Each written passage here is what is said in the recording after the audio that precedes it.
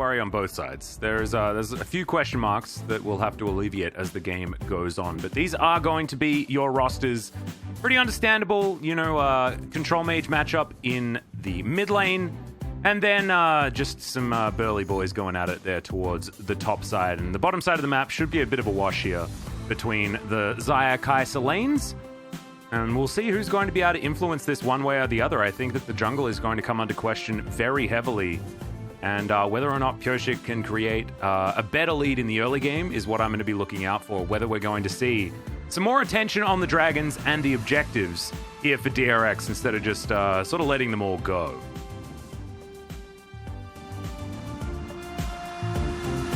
But anyway, here we are. Onto the Rift for game number 2. DRX versus Afrika. As, you know, we could have suspected. He goes in.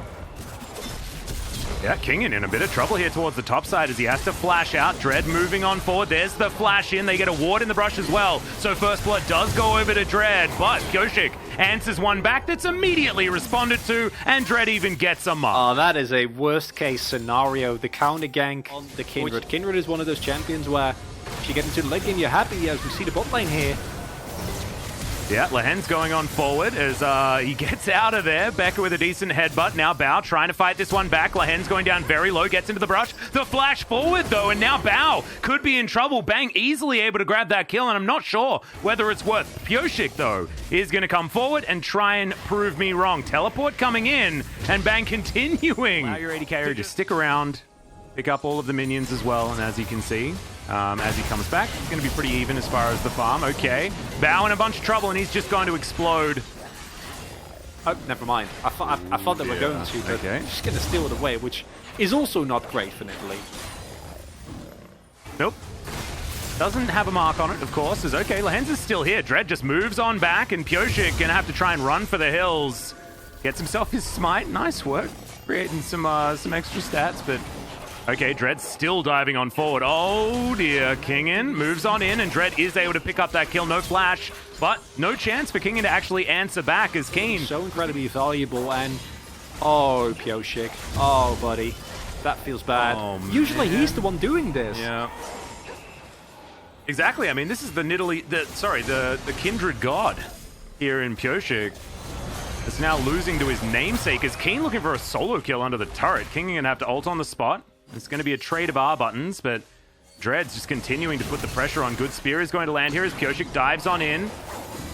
Does still have the Lamb's Respite available. Has to dodge that spear. That would have been his death, but still able to get out of there. Doesn't get the blue buff, unfortunately, as Shelly's going to help him out. Scatter the Weak not going to land. Straight up better today. That's also possible, right? And then... also putting so much pressure on Pyosik that Dread can just leisurely walk back towards the Rift Herald that he was just bullied off of. And this is just starting to feel like an absolute domination game. The burn! Whoa, that flash! The burn, is it enough? Yes, it is! Oh my god, the calculation! Just beautiful. And that, I believe, was another mark for Dread as well. So now he's on 4 at 10 minutes into the game. Bang! Getting dove on the bottom side, and he's well and truly dead. Fly teleported forward. Becca going to survive as the Chaos Storm can't move too fast, but look at all the damage done towards the top side. Playing very sacrificial, but Keen and Dread, these two players, have been playing so well this series. Whoa. Oh, Keen getting very angry. Is going to have to flash as in goes Pyosik and just executes the Crocodile. That caster curse was exceptional. I loved it. This time around, Cloud Soul once again by the looks of things. As Keen teleports in, looks for Bao, finds him pretty beautifully as he's off to the wrong side. That is one hell of a blade caller, but still he's out of the fight, and now Afrika going to move on over and look to take down this Infernal Soul. Oh, sorry, not Infernal Soul, it's just an Infernal Drake. I'm getting a little bit ahead of myself. You know what that means? As the last game, it was in fact an Infernal Soul. Solka. Oh, God. Yeah, thank you, Atlas. I was about to say, it's been a while. Very well could be. He is still on full marks though, so it is not as insane. You need the 7 for the 700 rage, something like that. Is Dread gonna be in a bit of trouble here. No Lamb's Respite available, and he is just dead. It was a bit late on the cast curse, but we got there in the end. We're on the early game. Then he has one mistake. Oh, Becca. Oh, yeah. Oh, never mind. Yeah, looking for Bang. Killer Instinct is going to get him back underneath the turret. As there's the Feather Storm. Does get the flash out of Bang. And now Lahen's moving on down. Let's see whether we can actually get some sort of engagement here. Is lit on fire very early. And remember, the Feather Storm is now on cooldown. Good headbutt pole to try and stop the damage here from Bang. As Pyosik looking to try and execute, and they should be able to. Oh no. Afrika falling apart at the seams. As once again, the script is being read. I feel really bad. I feel like this is on us, as Fly indubitably also going to get taken down here. That's our fault, right? Really? Are we doing it in every lane? We've done it now in every lane. Oh no. Like, actually everyone on Afrika have done it this time. As Becca in a bit of trouble here. Dread is still very, very strong. So at least they're able to get something back. But now DRX have the kill lead. Cloud Soul point. As Dread is going to be able to take down the Rift Scuttler to start this one off. Not a lot of vision here for DRX, unfortunately, but they're forming the phalanx, and you can see Kingen off to the side. Decent flank position. Speaking of which, Keen just gets in, gets out immediately. Headbutt from Becker is brilliant. That's going to deny Afrika any sort of engage, and this is now a flashless and ultless Renekton to try and take control of this one. Is now Dread off to the side, diving on into the pit here. This could be dangerous. Dance of Arrows going to get him out of there once again. As Kingen dives on forward, that's going to be the Drake locked down by DRX, and Keen once again towards the backside. There's the heroic entrance. Pyosik going to have to go golden, but he's surrounded. Lamb's Respite set up actually beautifully for Pyosik, who flashes out of it there, as you can see. Cow going in, looking aggressive. Bang slinking away, and will be able to keep himself alive. The problem here is that this is what you see. Afrika has no hard engage. Try and make a play here, though. Yeah, Keen's going to flash on forward. Pyosik immediately goes golden, but he's in an awkward position. That's a brilliant flank taunt to come through from Lahen's, and he even grabs the kill there as Becca also going down low. Lamb's Respite as Dread jumps over the wall with the Dance of Arrows, and that is just two swift picks here for Afrika on this Drake. This is now Afrika looking to move this one forward. Keen in a bit of trouble. Just takes a little bit of poke and will otherwise be okay. Cheeky little vision inside the pit here does show Afrika that they're just able to move towards this inhibitor turret, and it looks like Cloud Soul is not something that Afrika cares about whatsoever. They are going to be able to lock this one down. Inhibitor should go as well, and Dread might even be able to transition into a mark if that camp is actually still alive. Okay, Kingen turns on the Siren, but otherwise no one's going to get arrested here today. Blue Trinkets flying on forward. Can't quite see how many they have left just yet. Didn't check beforehand. As we're looking for some poke. Spear's going to go wide. When these spears do land, it's going to be very dangerous, as Keen takes about half of his health bar in Baron damage. Not wanting to go for a 50-50, as you can see.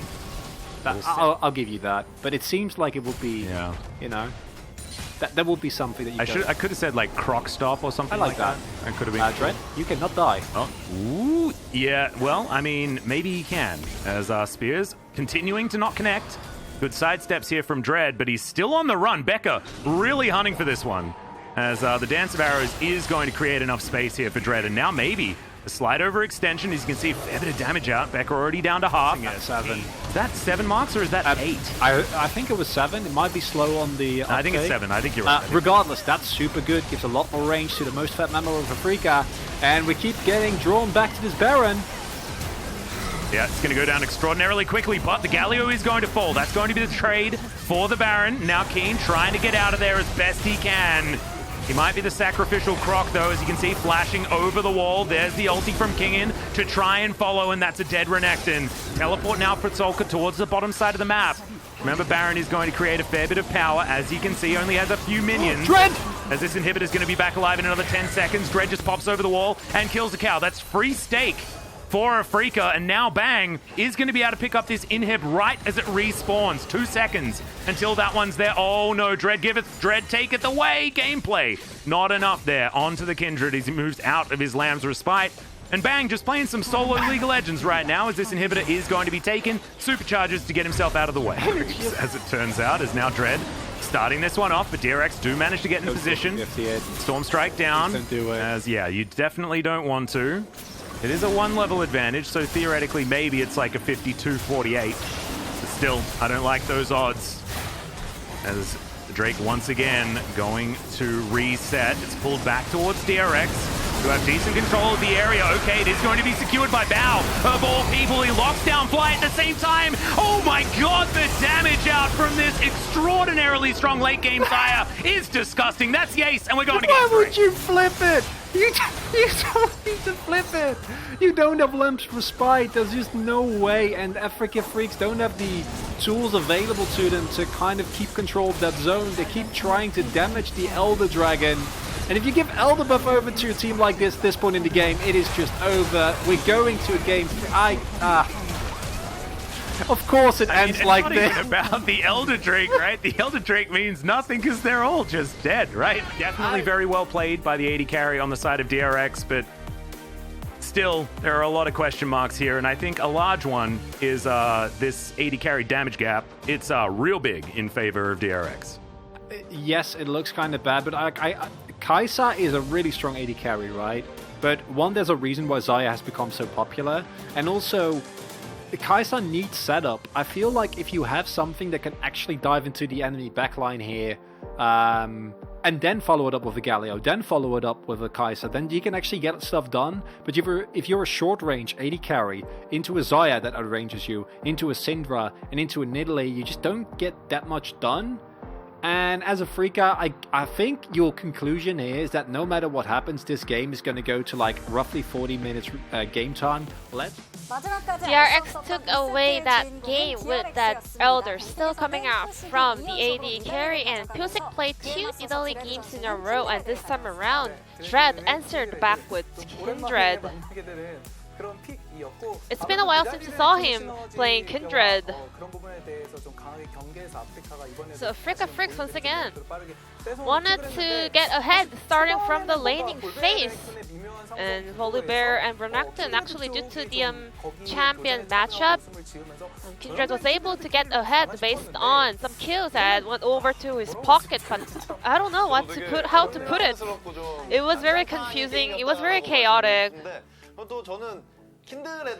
I mean, Kindred, it got fed very early, and I think this champion was able to make a lot of damage output, but still, I think Talia was the key to the Africa's success in Game 1. And when it comes to the top side matchup, DRX had AP and 80 damage, whereas Africa only had 80 damage, which means DRX is having a huge edge based on the damage balance. And it was a little bit weird to see Fly the way he kind of played this Victor, because his first item was actually the Verdant Barrier, and then empowered Q, and then W, and then he actually got this E upgrade at about 55-minute mark. I can't say that was a mistake, but I'm not pretty sure, but that was very odd, to be honest. So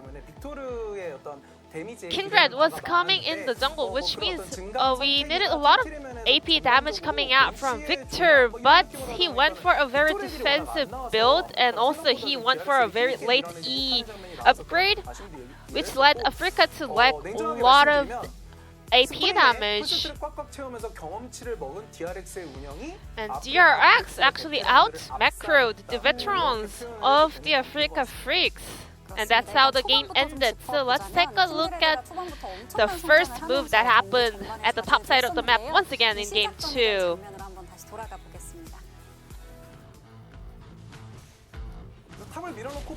So Volibear shoved in the wave, and then he placed the ward in the Tri-Brush.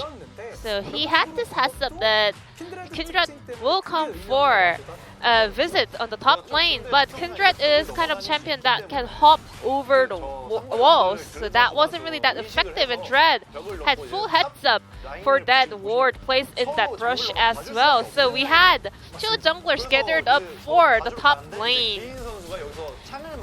And Keen, he got hit by the spear, which actually was pretty good for him because he was able to actually allow Kindred to open more space in order to dash onto the opponents. And also Kindred as well. He had that mark coming up on the top side reverse scuttle, so very good luck going over to Kindred. So we were expecting a very one-sided game coming out from that early Kindred kills and marks. And today Kiin was able to teach some lessons over to Kingen on the top lane as well, but somehow Africa always get kind of controlled by the opponents. Heading on to the mid game, they always concede some of the major objectives and they look for a trade in terms of the map macro, but that doesn't really seem that effective. There were some moments where multiple kills that happened around the mid and bottom lane because Kindred had 5 kills at that point of the game. The game was pretty much over, but at that moment, other players on the side of Africa started to get caught out multiple times and at the same time in that game.